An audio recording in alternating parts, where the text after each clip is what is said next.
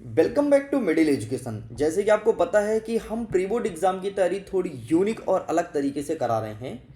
हमने आपसे प्रॉमिस किया था ना कि 4 सेटों में क्वेश्चन पेपर लेकर के आऊँगा, और मैं ज़्यादा तो नहीं बोलूँगा। आपका पेपर जो 75 नंबर का होगा ना, आसानी से हिंदी में आप 70 नंबर ला सकते हो, इस चीज़ की मैं गारंटी देता हूँ। हर एक विषय का अलग अलग टारगेट रहेगा। जैसे हिंदी में तुम्हारा 70 नंबर तक आ सकता है चारों सेट के वीडियोस को देखोगे तो। जैसे इंग्लिश का पेपर आएगा ना, तो वहां पर मैं तुम्हें बताऊंगा कि इंग्लिश में कितने नंबर तक का आ सकता है। बाय द वे, अभी तो हमें हिंदी कवर करना है, लेकिन आपको पता है ऑलरेडी हिंदी का हमने 2 वीडियो अपलोड कर दिया है। 18 या 20 मिनट का वीडियो है। सेट नंबर ए और सेट नंबर बी के फुल सोल्यूशन को कवर किया हूं। ये हमारा सेट नंबर सी होने जा रहा है, और थोड़ी देर बाद आपके सामने सेट नंबर डी भी लेकर के आऊँगा। और अगर आपने इन चारों सेट को अच्छे से कर लिया, फिर तो तुम्हें प्री बोर्ड का टेंशन नहीं लेना है यार। आराम से तुम्हारे 70 नंबर आ जाएंगे और तुम्हारे वार्षिक परीक्षा की भी बेहतरीन तैयारी हो जाएगी। बाकी हमें अभी टारगेट करना है प्री बोर्ड को, इस चीज़ को ध्यान रखना।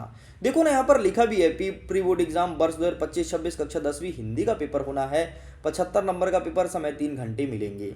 जैसे हम आगे बढ़ते हैं तो यहाँ पर निर्देश लिखा, जैसे सभी प्रश्न को हल करना अनिवार्य है। 1 से 5 तक हमें वस्तुनिष्ठ प्रश्न देखने को मिलेगा, और 6 से लेकर 23 तक जितने भी क्वेश्चन रहेगा सभी में अतिरिक्त विकल्प, कुछ 2 अंकी, 3 अंकी और 4 अंकी क्वेश्चन भी हमें देखने को मिलेगा। तो चलिए सीधे हम जंप करते हैं अपने क्वेश्चंस की तरफ और देखते हैं किस प्रकार से क्वेश्चन पूछा गया है। तो देखिए स्टूडेंट, यहाँ पर हमारा पहला प्रश्न कह रहा है कि सही विकल्प का चयन कर लिखो। पहला नंबर कह रहा है कि प्रगतिवाद कवि हैं, है ना, प्रगतिवादी कवि हैं, ये हमें पहचानना है। और एक कवि को पहचानने के लिए एग्जाम में क्वेश्चंस आता है। हमारे पास ऑप्शन है मुक्तिबोध, सुमित्रानंदन पंत, नरेश मेहता या फिर जगमोहन सिंह। इसका सही आंसर लगाना है ऑप्शन नंबर आ, Muktibodh is correct answer. Next कहता है दूसरा नंबर, उत्साह किसकी रचना है। उत्साह जो पाठ है ना, उसको किसने लिखा है। आपको याद है ना, जयशंकर प्रसाद लिखा है। मैंने टॉपर सीरीज में पढ़ाया भी है, तो इसका सही आंसर आपका जयशंकर प्रसाद हो जाएगा। अच्छा, एक क्वेश्चन और पूछता है, ध्यान रखना, कि उत्साह जो पाठ है इसमें किसके बारे में विशेषता बताई गई है, किससे तुलना किया गया है ना। तो ये क्वेश्चन पूछता है। वैसे उत्साह में तो सीधे तौर पर बादल के बारे में बोलता है, लेकिन बादल के साथ साथ इनडायरेक्ट तरीके से किस पर लिखी गई है टीका टिप्पणी, ये क्वेश्चन पूछता है। तो याद रखिए, बीरू पर लिखी गई है। ठीक है, जितने भी फैक्ट बनेंगे ना यार, सब याद करा दूंगा, ताकि तुम्हारे प्री बोर्ड में बहुत अच्छे नंबर आए। तीसरा नंबर कहता है कि रति स्थायी भाव है, तो श्रृंगार का रति है। फिर वीर का क्या होगा, तो वीर का उत्साह है। भयानक का भय है, वात्सल्य का वत्सल्य है। एक बार पढ़ के जरूर जाना, एक क्वेश्चन देखने को मिलेगा 100%, चाहे तुम्हारे सही विकल्प में आ जाए या फिर खाली स्थान में। प्रयोगवाद के जनक माने जाते हैं हरिऔध, निराला, नरेश मेहता या फिर अज्ञेय। तो प्रयोगवाद के जो जनक हैं उनका नाम है अज्ञेय। तो इसका सही आंसर ऑप्शन नंबर दा में टिक करना है। नेताजी की मूर्ति कितने फीट की थी, गजब का क्वेश्चन पूछा है ना। तो इनकी मूर्ति 3 फीट की थी ना, सिर से लेकर के, और केवल इनका सीने तक की मूर्ति बनी हुई थी। तो 3 फीट ही लिखना भाई। नेक्स्ट आगे बढ़ते हैं। नेक्स्ट क्वेश्चन कहता है कि अज्ञेय ने हिरोशिमा कविता कहाँ बैठ करके लिखी थी। तो इन्होंने हिरोशिमा कविता रेलगाड़ी पर लिखी थी। तो इसका सही आंसर आपकी रेलगाड़ी हो जाएगा। आगे बढ़ते हैं। प्रश्न नंबर 2 कह रहा है कि रिक्त स्थान की पूर्ति करना है। ठीक है भाई। सूर्य की भक्ति क्या है, तो सूर्यदास की भक्ति जो है वो दास्य भाव की है। ठीक है, वो भगवान श्री कृष्ण का दास के रूप में लिखते थे। नेक्स्ट कहता है कि एकांकी में कितने अंक होते हैं, तो एकांकी में 1 अंक होते हैं। ठीक है। नेक्स्ट कहता है कि भक्ति काल का आरंभ कब से माना जाता है, तो ये माना जाता है 1318 ईस्वी से। संचारी भाव की संख्या कितनी होती है, तो 33 होती है। समास के कितने भेद होते हैं, तो 6 भेद होते हैं। और सोरठा छंद में कितने चरण होते हैं, तो सोरठा छंद में 4 चरण होते हैं। क्या गजब क्वेश्चन पूछा है। चलिए आगे बढ़ते हैं प्रश्न क्रमांक 3 की तरफ, जिसमें कहता है कि सही जोड़ी को मिलाओ, स्तंभ आ और स्तंभ द। आइए फटाफट मैच करते हैं। देखो, सबसे पहले कहता है छायावाद। तो ध्यान रखना, छायावाद में प्रकृति का मानवीकरण किया गया, मतलब प्रकृति को मनुष्य से तुलना करके बताया गया है भाई, है ना। नेक्स्ट कहता है कि जीर्ण शीर्ष, तो इसका हो जाएगा तुम्हारा भानगढ़। ठीक है, तो ये तुम्हारा भानगढ़ से मैच करना है, एंड ये रहा। ठीक। नेक्स्ट कहता है करुणरस, तो करुण का होता है शोक। ठीक है, यहाँ पर करुणा लिखा है, तो करुणा से मैच कर सकते हैं बिल्कुल। ठीक है, शोक नहीं है ना, इसलिए करुणा से मैच कर सकते हैं। नेक्स्ट कहता है स्विट्जरलैंड, तो इसमें क्या हो जाएगा भाई, स्विट्जरलैंड में। तो इसका सही आंसर तुम्हें लगाना है, स्विट्जरलैंड का हो जाएगा कटाओ। नेक्स्ट कहता है बिस्मिल्लाह खां, तो ये हो जाएगा भारत रत्न से सम्मानित किया गया था। एंड श्रृंगार रस, तो श्रृंगार का क्या हो जाएगा, श्रृंगार का यहाँ पर क्या क्या बचा है, शिव धनुष तो होगा नहीं, ठीक है, प्रेम, बिल्कुल प्रेम हो सकता है श्रृंगार का, है ना। तो देखो आंसर ना हमें ऑप्शन के अकॉर्डिंग फाइंड करना पड़ता है, ऐसे नहीं कि कहीं भी मिला दें। श्रृंगार का दो प्रकार होता है, एक प्रेम होता है और एक वियोग होता है, मतलब मिलना और बिछुड़ना, लेकिन यहाँ पर प्रेम दिया इसलिए हमने प्रेम को मैच किया। चलो आगे बढ़ते हैं प्रश्न क्रमांक 4 की तरफ, जिसमें कह रहा है कि एक वाक्य में उत्तर दो। आइए देखते हैं क्या क्वेश्चन कहता है। वाक्य में किसी शब्द पर जोर देना क्या कहलाता है, अरे यार निपात कहलाता है। निपात, जैसे राम बाजार जाता है, मैंने साधारण शब्द बोला, अब मैं बोला राम भी बाजार जाता है, मैंने भी शब्द लगाया, राम भी बाजार जाता है, निपात हो गया। प्रबंध का भी कितने भेद होते हैं, 2 भेद होते हैं भाई, ध्यान रखिएगा, एग्जाम में कई बार क्वेश्चन पूछा है। 2023 का पेपर उठा के देखना, फ्री में क्वेश्चन पेपर विद सोल्यूशन मैंने अपलोड कर दिया भाई, मिडिल एजुकेशन के एप्लीकेशन में। प्रीवियस ईयर क्वेश्चन पेपर वाले ऑप्शन में जाना, वहाँ से डाउनलोड कर सकते हो। 2000 आपके 21 से ना, 21 से आई थिंक 2022 से लेकर 25 तक अपलोड किया हूँ। नेक्स्ट कहता है कि क्रिया की विशेषता बताने वाले शब्द को क्या कहते हैं, क्रिया विशेषण कहते हैं। शिव शंकर का धनुष किसने तोड़ा था, शिव का धनुष किसने तोड़ा था, भगवान श्री रामचंद्र जी ने तोड़ा था, तो यहाँ पे राम लिखना, ठीक है। जापान के हिरोशिमा में कौन सा बम गिराया गया था, तो परमाणु बम गिराया गया था। क्या बच्चों वाला प्रश्न पूछा यार। नेक्स्ट कहता है कि मुक्त छंद के प्रवर्तक कौन है, तो सूर्यकांत त्रिपाठी निराला जी हैं, तो यहाँ पर लिखोगे सूर्यकांत त्रिपाठी, बस भाई ये तुम्हें करना है। आगे बढ़ते हैं, ट्रू फॉल्स को फटाफट कैप्चर करते हैं। पहला नंबर कहता है कि कैप्टन चश्मा वाला आजाद हिंद फौज का सिपाही था, नहीं था रे, वो तो चश्मा बेचता था यार, वो था नहीं, लेकिन हाँ देशभक्ति है, देश के प्रति जुनून था। न्याय के अनुसार आचरण करना क्या न्यायशीलता कहलाता है, बिल्कुल फैक्ट है। उद्धव ने गोपियों को योग का संदेश दिया था, बिल्कुल सही बात है जी। हिंदी का प्रथम उपन्यास परीक्षा गुरु माना गया है, तो ये भी बिल्कुल सही है। शब्दों के सार्थक समूह को क्या वाक्य कहते हैं, वाह ये भी सही है। नेक्स्ट कहता है कि छायावाद के जनक क्या महावीर प्रसाद द्विवेदी जी हैं, ओ ये गलत हो गया, छायावाद के जनक महावीर प्रसाद द्विवेदी नहीं है बल्कि जयशंकर प्रसाद जी हैं। टॉपर सीरीज में मैंने बताया था ट्रिक कि छाया में जो रहेगा उसकी जय करो, तो जयशंकर प्रसाद जी हैं। चलो आगे बढ़ते हैं फटाफट, अब हम आगे क्वेश्चन को कवर करेंगे, लेकिन उसके अलावा मैं तुम्हें बता देता हूं, मैं इन सब का आंसर की भी लेकर के आया हूं मेरे भाई, ये देखो, ठीक है। इसमें कुछ आंसर की में गलत है, जैसे इसका आंसर गलत है, हे राम, आंसर की बनाने वाले ने कैसा कैसा बना डाला, ये वाला गलत है, ये वाला गलत है, ठीक है। बाकी जो भी सही मैं तो तुम्हें बता दिया हूँ ना, और अगर कुछ त्रुटि तुम्हें लगे ना, कमेंट करके तुम मुझे क्लियर कर सकते हो, पूछ सकते हो कि सर क्या इसका सही आंसर ये होगा या फिर हमें डाउट है। अच्छा तुम्हें कभी भी पढ़ाई में कोई डाउट हो ना, तो बेझिझक मेरा एक नंबर लिख लो, 74 70 705 703, इस नंबर में कभी भी मैसेज करके और कोई भी डाउट को पूछ सकते हो। जरूरी नहीं कि तुम टॉपर सीरीज के स्टूडेंट हो तभी पूछो, भाई नहीं हो टॉपर सीरीज के स्टूडेंट्स फिर ही पूछ सकते हो ना यार, ऐसे कोई बात नहीं है। चलो अब हम आगे बढ़ते हैं, अब फटाफट क्वेश्चन को कवर करेंगे, थोड़ी स्पीड में कवर करेंगे, ध्यान सुन लो। नई कविता की 2 प्रमुख विशेषताएं बताओ, अथवा कहता है कि रीतिकाल की विशेषताएं बताइए, तो ये रहा तुम्हारे सामने नई कविता की विशेषता, ठीक है, ये पहला और दूसरा विशेषता लिखा है, और इसके बाद ये लिखा है रीतिकाल के बारे में, तो आप इनका स्क्रीनशॉट बाकायदे ले सकते हैं, देख लो एक साथ एक ही फ्रेम में। आगे बढ़ते हैं, नेक्स्ट कहता है कि जयशंकर प्रसाद और सूर्यकांत त्रिपाठी निराला के बारे में बताना है क्या, 2 रचना और भाव पक्ष, केवल 2 रचना और भाव पक्ष लिखना है। 2 रचना लिखोगे तो एक रचना के लिए तुम्हें आधे नंबर मिलेंगे और एक रचना के लिए आधे नंबर, मतलब 1 नंबर यहाँ से और भाव पक्ष मिलेगा 1 नंबर। और दिखाते हैं भाई, तो जयशंकर प्रसाद के बारे में पूछा था ना, तो ये रहा जयशंकर और सूर्यकांत त्रिपाठी निराला। जयशंकर प्रसाद की 2 रचनाएं कामयानी और आंसू, और भाव पक्ष यहाँ पे लिखा गया है। निराला की बात करता हूँ तो राम की शक्ति, पूजा और परिमल और क्रांति चेतना और मानवतावाद, ये तुम्हें लिखना है। लेकिन एक चीज ध्यान रखिएगा, रचना वही लिख कर के आना जो NCERT में लिखा है, नहीं तो एग्जामिनर नंबर काटता है। तुम्हें पता है कल मेरी ना MP बोर्ड के एक टीचर से बात हुई है जो कॉपी चेक करते हैं, उन्होंने मुझे बहुत कुछ बताया वहाँ के रूल्स कौन कौन से होते हैं। तो जैसे तुम्हारा प्री बोर्ड कंप्लीट होगा ना, तो मैं वो सारे रूल्स तुम्हारे सामने रख दूंगा कि बोर्ड एग्जाम के रूल्स क्या क्या हैं, परेशान मत होना। 8वां नंबर कहता है कि उद्धव के व्यवहार की तुलना किन किन से की गई है। यहीं पर 8वां में कहता है कि कवि आत्मकथ्य लिखने से क्यों बचना चाहते हैं, तो ये रहा, उद्धव की व्यवहार की तुलना पत्थर से, निर्जीव से और कठोर हृदय से की है। और कवि आत्मकथ्य लिखने से क्यों बचना चाहते हैं, तो अपनी प्रशंसा स्वयं नहीं करना चाहते हैं, बस ये आपको लिखना है।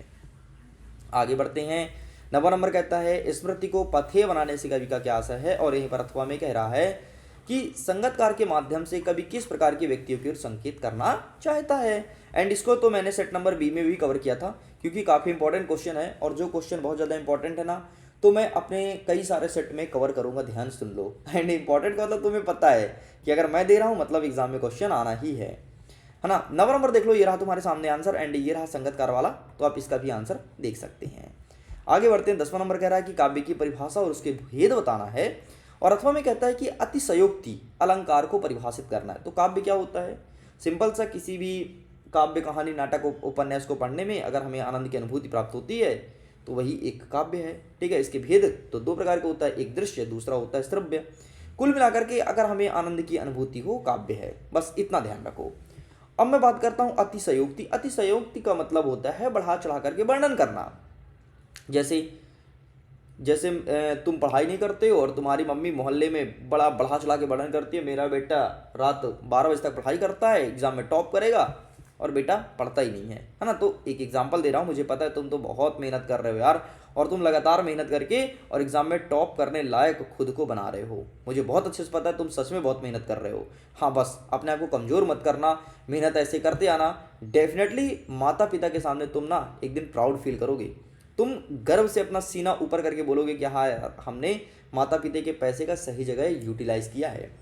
आगे बढ़ते नेक्स्ट कहता है 11वां नंबर की वीर रस किसे कहते हैं, एग्जाम्पल देना है। तो सिंपल सा, सहृदय के हृदय में स्थित, टॉपर सीरीज क्या याद है ना, सहृदय के हृदय में स्थित रति नामक सहृदय के हृदय में स्थित उत्साह नामक स्थायी भाव, जब विभव, अनुभव और संचारी भाव संयोग होता है वहां पर वीर रस होता है। और इसका एग्जाम्पल बहुत सारे, जैसे बुंदेले हर बोले मुख से हमने सुनी कहानी थी, खूब लड़ी मर्दानी भय तो झांसी वाली रानी थी। वाह यार, ये तो तुम्हें याद है, बहुत अच्छी बात है।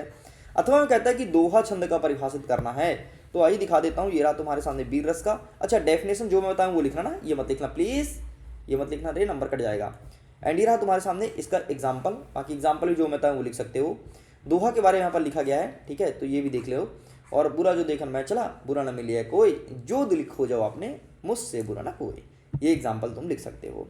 आगे बढ़ते हैं। 12 नंबर कह रहा है कि यशपाल और मनु भंडारी जी के बारे में लिखना है। क्या लिखना है? दो रचना और भाषा और शैली। ठीक है भैया, इनकी रचनाएं देख लो। झूठ, सच या दिव्या, ठीक है, और भाषा शैली सरल यथार्थवादी थी। यथार्थवादी मतलब जो ये कहते थे इसका बहुत कुछ मतलब निकलता था। एंड यहाँ पर हम बात करते हैं मनु भंडारी जी के बारे में। आपका बंटी महाभोज और सरल संवेदनशील। अच्छा सुनो, अगर तुम्हें इन लेखक के कवि के बारे में चाहिए ना, मैं टेलीग्राम पे लिंक भी शेयर कर दूंगा, और साथ ही अगर तुम सर्च भी करोगे ना, तो तुम क्या करोगे, मनु भंडारी का जीवन परिचय, और लास्ट में लिख देना ASK, बस मेरा नाम लिख देना ASK। इंटरनेट पे जो पहला वेबसाइट आएगा ना ASKclass.com, तुम पढ़ना, उसमें ट्रिक से बताया हूँ भाई, ट्रिक से कि किस प्रकार से भाषा शैली फाइंड करना है। तो चाहो तो तुम अभी भी चेक कर सकते हो, कोई भी कक्षा 10वीं के कवि या लेखक का नाम डालो, उसके पीछे ASK बस डाल देना, बस हो गया, है ना। सबसे पहले वेबसाइट आएगा और उससे तुम जल्दी से देख सकते हो। आगे बढ़ते हैं। भगत की पुत्रवधि उन्हें अकेले क्यों नहीं छोड़ना चाहती थी, और अथवा कह रहा है कि बिस्मिल्लाह खां को शहनाई की मंगल ध्वनि का नायक क्यों कहा जाता है। ये रहा भगत की पुत्रवधु वाला, ठीक है, टेक अ स्क्रीनशॉट, एंड ये रहा बिस्मिल्लाह खां वाला, आप इसका भी फोटो क्लिक कर सकते हैं। आगे बढ़ते हैं। नेक्स्ट क्वेश्चन कहता है कि लेखिका मनु भंडारी के व्यक्तित्व पर किन किन व्यक्तियों का प्रभाव पड़ा था, और अथवा में कह रहा है कि बाबू गुलाब राय के अनुसार निबंध की परिभाषा। हाँ भाई, ये वाला 2022 के पेपर में आया था और 23 में भी आया था, पता है, ये बाबू गुलाब राय का नाम दिया था, इसलिए मैं इसे हाईलाइट कर दिया हूँ और आपके सामने रखा भी हूँ। तो ये रहा दोनों का आंसर, टेक अ स्क्रीनशॉट। आगे बढ़ते हैं।